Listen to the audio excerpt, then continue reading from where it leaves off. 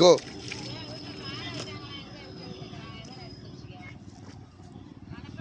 இனிமையிலும் இனிமையான உலக மக்கள் அனைவரையும் இந்த யோகா நாயகியின் சார்பாக வணக்கத்தை தெரிவித்து யோகா பயிற்சியை தொடர்ந்து கொடுத்துக்கிட்டு இருக்கோம். நீங்களும் மகிழ்ந்துக்கிட்டு இருக்கீங்க, நாங்களும் மகிழ்ந்துக்கிட்டு இருக்கோம். எல்லாருமே மகிழ வேண்டும், நோயற்ற வாழ வேண்டும்.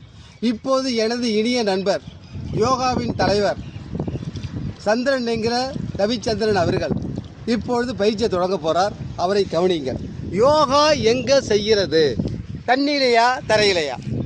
பஞ்சபூதங்களில் யோகா செய்யலாங்க, ஒன்றும் பெரிய மேட்டர் இல்லை. இப்போ எனது நண்பர் நீர் என்ற தண்ணீரில் இப்போது பயிற்சியை தொடங்குறாரு. பாருங்கள் என்ன செய்கிறாருன்னு. இது எனக்கே பெரிய ஆச்சரியம். உண்மையா பொய்யான்னு எனக்கு தெரிஞ்சிக்க முடியல. ஏன்னா குறுகிய கால பயிற்சியில் நல்ல செம்மையாக இப்போது தண்ணியில் படுத்திருக்காரு பார்க்குறீங்க. இப்போ தண்ணின்னு சொன்னாலே உங்களுக்கு தெரிஞ்சுங்க, இந்த இடத்துல கங்கை, காவேரி, யமுனா, வைகை, இப்போ அதில் ஒரு சொட்டாச்சும் இந்த இடத்துல இருக்குது. அந்த தன்மை நமக்கு இதில் கிடைக்க வாய்ப்பு இருக்குது. இப்போது நண்பர் இந்த இடத்துல செய்கிற பயிற்சியை பாருங்கள். ஒரே டயத்தில் ஆசனத்தை செஞ்சுக்கிட்டு இருக்காரு, அதே சமயம் முத்திரையில் தியானத்துக்குள்ளேயும் போயிட்டு இருக்காரு. அற்புதமான விஷயத்தில் போயிட்டு இருக்காரு, எந்த விஷயமும் இல்லை இப்போ. ஆமாம், இப்போ செய்கிற ஆசனம் இது தரையிலன்னு கணக்கு பண்ணிங்கன்னா ஏகபாத ஆசனம்.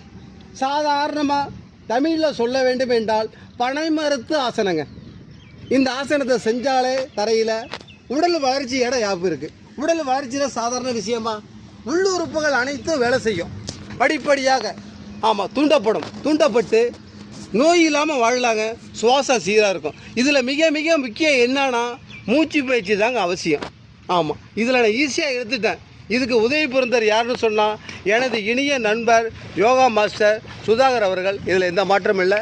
இதோடு நிறைவுபடுத்துகிறேன். நன்றி, வணக்கம்.